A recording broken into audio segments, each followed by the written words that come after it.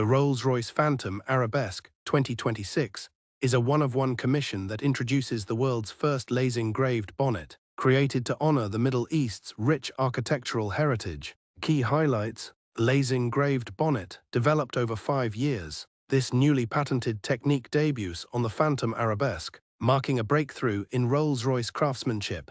Mashrabiya Inspiration. The design draws from traditional Middle Eastern latticework Mashrabiya, a defining feature of palaces and courtyards across the region. Commissioning, curated through Rolls-Royce's private office Dubai, one of 5 exclusive global hubs for bespoke projects. Exterior and interior details. Arabesque motifs echoed across the exterior surfaces, matching marquetry in the gallery and cabin details, reinforcing the architectural theme. Exclusivity. This is not a production model but a singular phantom extended, crafted as a statement piece of cultural and artistic significance. Rolls-Royce describes the Phantom Arabesque as an extension of its contemporary craft vocabulary, blending cutting-edge techniques with time-honored forms to resonate across generations. Thanks for watching. If you enjoyed this, don't forget to hit that subscribe button so you don't miss the next one.